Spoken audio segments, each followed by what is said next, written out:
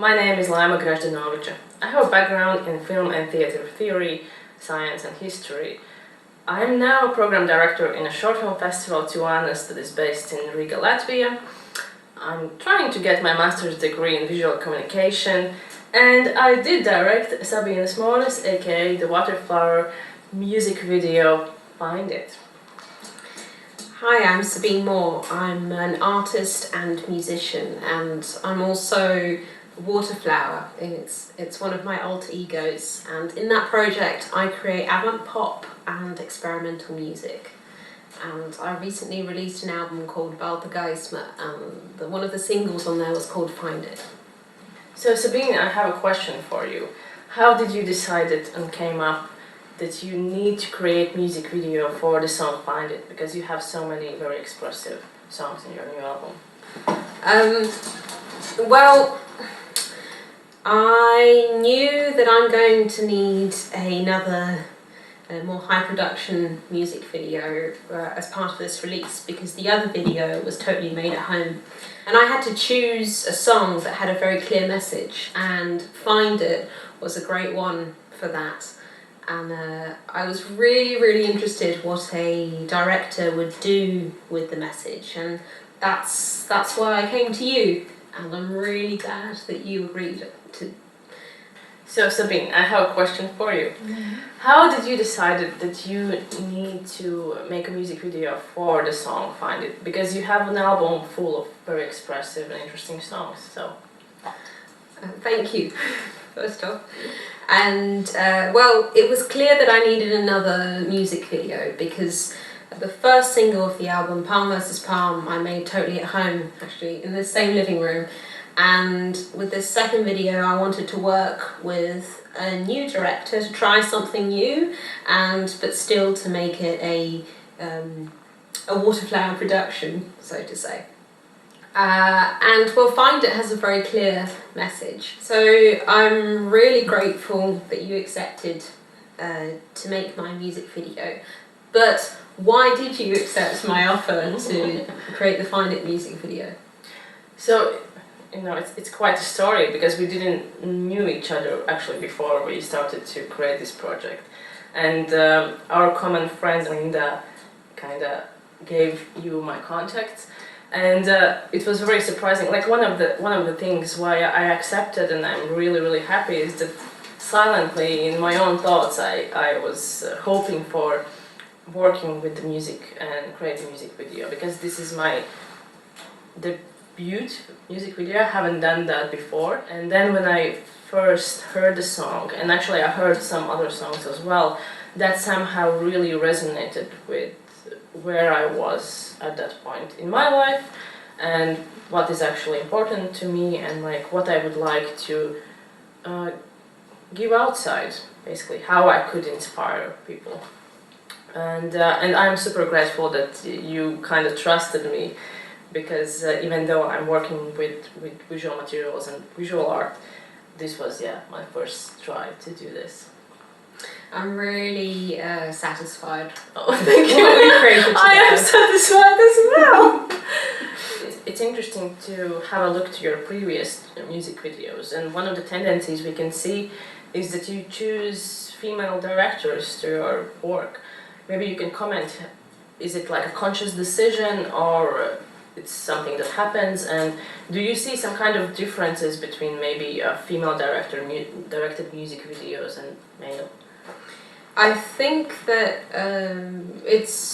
one is it's definitely happened subconsciously, but the second thing is, if I look at it consciously, then I realise that what I didn't want was a male director to come in and simply create a video from a male gaze sort of perspective. And whilst there are some elements of that in the whole Waterflower visual look, I really wanted to create interesting bodies of work where beauty is not necessarily the main visual or key visual element in it.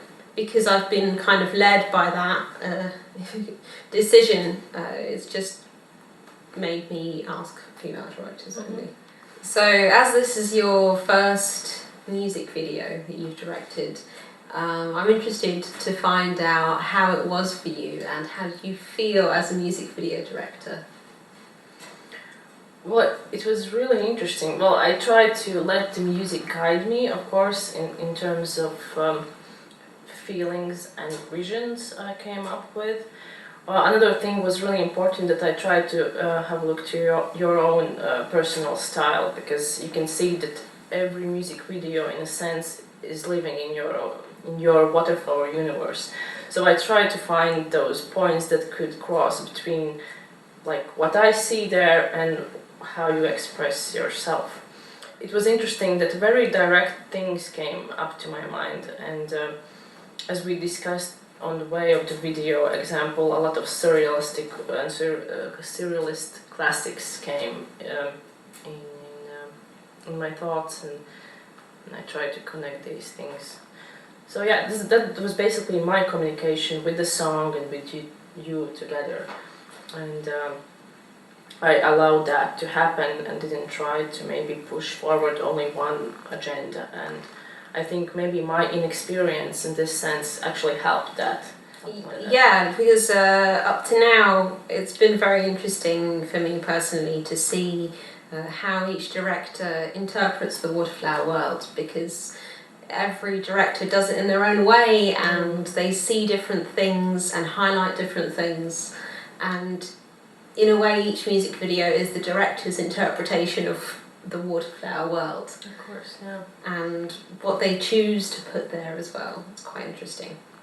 So I was very, very intrigued how you were ready to take the LGBTQ message that was already in the song, but highlight it and give it another meaning, and also some elements that we discussed before, like being honest about our Soviet heritage. Yeah, actually about LGBTQ factor, which is quite interesting that at the beginning we kind of didn't discuss it, and that was something I really felt through the song. One of the things that I felt that it's one of the only ways I kind of see that we could tell the story and highlight it. And I was super happy that the questions about gender and identity and LGBTQ community in general, that somehow it was in our both minds as we were talking and thinking about where to film the part of the scenes. Sabine, like, you really wanted to express, maybe you can tell more about why did you wanted to use like a Soviet context more? Yeah, like at this point I felt as if I don't start talking about it now, I won't be honest to myself, both like to my audience and both also as what Waterflower is, because everything's very new here, things that are generally perceived as Western, because a lot of things changed for us since the fall of the Soviet Union. And I do find that as a nation we kind of almost cancel the Soviet heritage that we had, and I don't feel like that at all. I think we have fantastic examples of cultural heritage from the Soviet times, which is very different from what we have now, since it was not based on commercial ability. People were very, very inventive, and I do also see this in architecture, how there was quite a limited amount of materials, but the goal was to create something that's highly functional but also beautiful at the same time. So I was actually really, really happy when you suggested Balta Observatory, which is beautiful inside. Yeah, we were amazed about it, like, well, you will see it later on, but just how the colors inside the space resonated with us and within the structure itself, and it just went really harmonically inside the context of the music video. Every single cable is like turquoise coloured, like all the buttons were either beige or turquoise, and even the tape that was like keeping all the bundles of wires together was turquoise, and like not just also one turquoise kind of paint, it was like various different shades, and it's just an amazing place to go. It's still the only fully functional observatory. Yeah, and it still does the research, which was very, very interesting. And you could see how the environment kind of affected the filming crew as well. Like, it was a hard filming day for us that day, and Oh boy. it wasn't, of course, easy, but you could see that each of one of us felt something special in there, and most of us were there for the first or the second time example, and that was really nice. I actually have a question now then for you, Oh, yes. as we touch the subject of the crew and all of that. Maybe you can tell more about the planning period of the music video, and how did you and how did we kind of arrange the team, and about our love budget situation. Yes, so we started by meeting up and drinking a lot of coffee every week. Yeah, yeah. And that was very nice, because at the same time we're also getting to know each other. And but during that time I started to slowly understand that we really need to get a team in place that will help lift your idea for the music video off the ground and onto the screens. And I must admit, it actually started to worry me at some point, like, are you gonna manage? Yeah. And I think you said, like, trust me or something like that. And I was like... Well, I think I said that, well, everything will happen. I don't know how, but it will, like, Yeah, something like that. Yeah. Yeah, about that I was sure. Like, about how it, and Yeah, and I was kind of a little bit scared about how you were waiting for a miracle to happen. But I was like, okay. well, fine. Yeah, but at the same time, I was really, really lucky to have some of my students help out on the music video. And I got the idea, was we were talking about where should we get the resources to build the team for this music video. And yeah, you suggested a connection to the college where I teach. And yeah, so I asked some of the students, and they were so on point. There was so much energy right in there, and the moment Paula and Maruta got on board, it's just like everything suddenly sped up 10 times. Yes, you could see, like, we finally saw that everything is happening, like everything is like pulsating, and things are getting in place. And I really felt like for the first time how wonderful it is to work with producers on a music video, because up till now all my previous music videos didn't actually have a producer. The producer's role was a mix between the director and myself always. So. And then you found, actually through your own connections, one of our main characters. Ah, yes. Zintars. I think that's an interesting story as well. Yeah, because I know Zintars from a long time ago. He was my animation teacher, and actually, I mean, he says that I'm his first student. It's not entirely true, but perhaps I'm the first student who actually completed an animation film that was studying with him over 10 years ago. Wow. It's a lot of years ago now. He's a multi-talented, multi-faced artist as well. And I think he was the perfect person to kind of become this other version of Waterflower, because he's both an animator and also a visual artist and an actor. Yeah, I was so happy that he said that he would be ready to take on this role. Yeah, he really took the strength on him as well, and managed to do it perfectly. One of the most complicated part of the music video was the idea about 3D animation. Oh yes. Which was, I remember when I was thinking about that we should, like, I see this in the clip, but I had no idea how we will manage to do it without any, like, financial resources and to do it in a quality way. And there as well, I think we found amazing artists who could help. Yeah, I'm really happy that we got Mars on board to make the 3D, because actually I've been trying to collaborate in some form of art with Mars for a while, and it's always kind of, maybe it's just not been the right moment yet, and I was super happy for them to get on board. Also, I think the theme is relevant to them as well. And even in this 3D area, that they were able to look at the frames and go like, okay, I need to build the lighting in a similar way without actually having to discuss this at all. Well, it was really a complicated situation, I mean, for them as well. And it's a great connection. Then there's another, actually one of the most important parts of this music video, which is Prosecco. Oh yes. Yeah. How many Proseccos did we drink? I'm not completely sure, but during the editing process, I think we at least 6. I think 6. Or there was one after we shot the music video as well. Yeah. After the first day of shooting. Around 10, I would say maybe. 10. Well, after we finished the music video, we kind of continued the tradition. I know it doesn't sound super healthy, but it's not that bad. It's fine.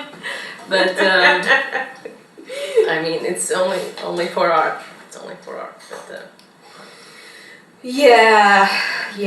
I've really enjoyed some Prosecco with you, Laima. Me too. I mean, like Prosecco. Well, now you can enjoy some more. Ooh. Awesome. Thank you. Yeah. These kind of interviews I like. Thank you. Thank you. So, Freka.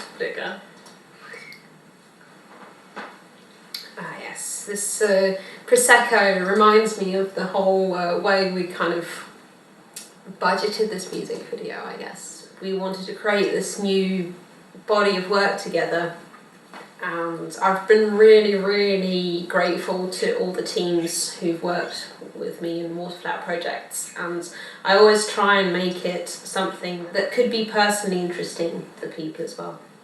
So yeah, when you got Artur's on board to do the videography, I was so happy about his style, that it was so different to what you generally see here from coming out from film school or something like that.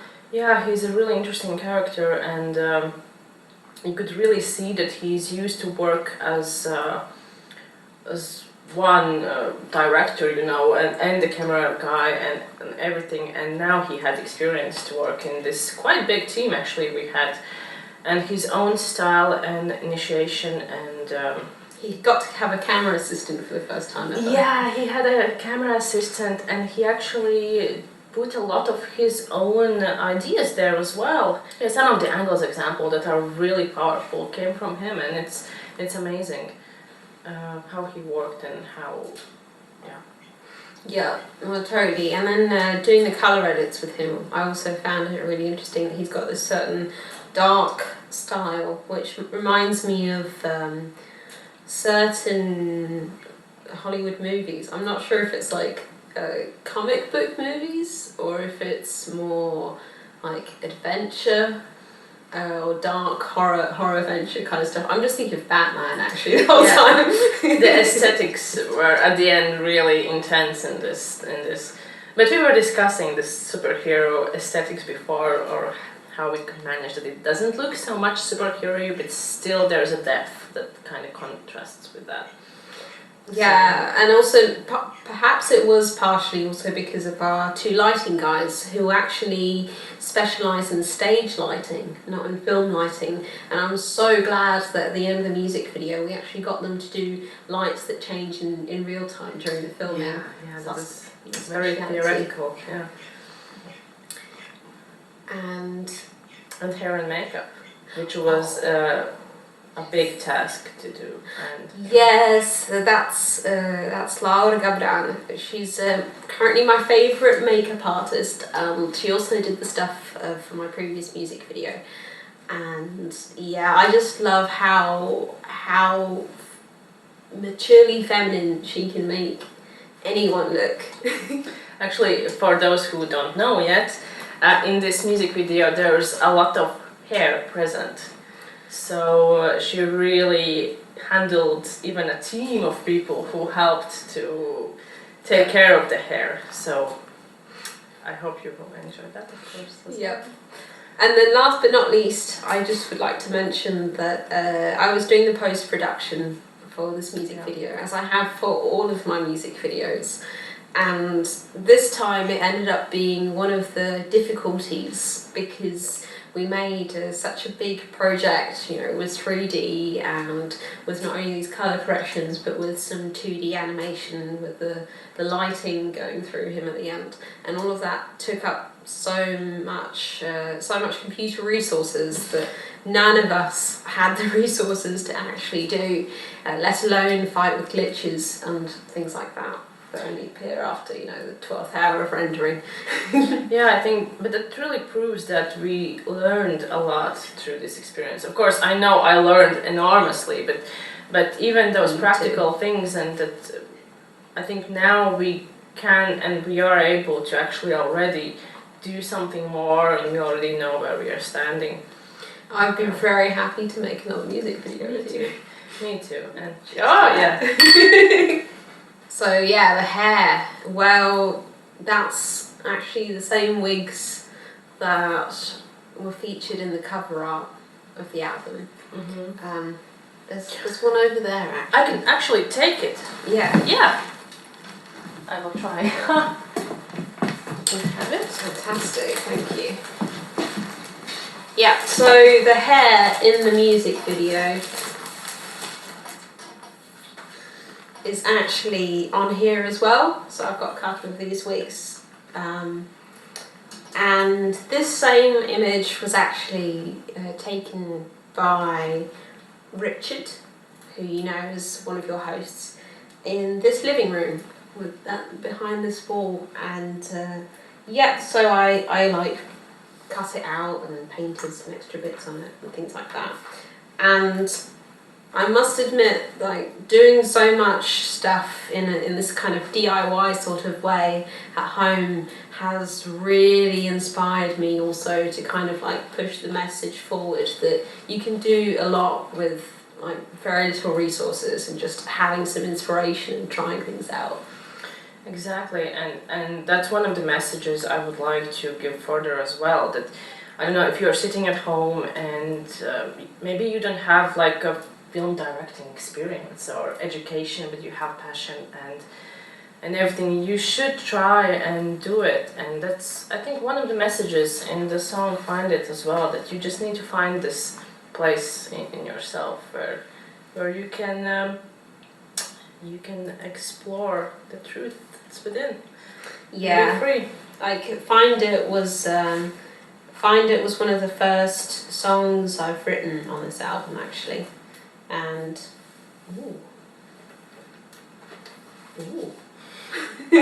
Have a look at this. ooh, this is one special copy. It's pink. But yeah, Find It was one of the first album songs I wrote on this, and I was trying to find my music style as well, and you can hear it better in this. And yeah. It's really interesting. Now when I listen to the song, I already feel that me as a person, I'm already somewhere else. You know, this really reflected at this point, at this moment, and I think it helped for sure. I'm glad to hear. So yeah, I'm glad I have something to say about that. We found something together. Yeah, for sure. And at least Prosecco. Yeah, cheers to that. Yeah. So, on a tone of this, I think that the audience is deserving to see what we were talking about. Yes, let's watch the Find It music video. Cheers.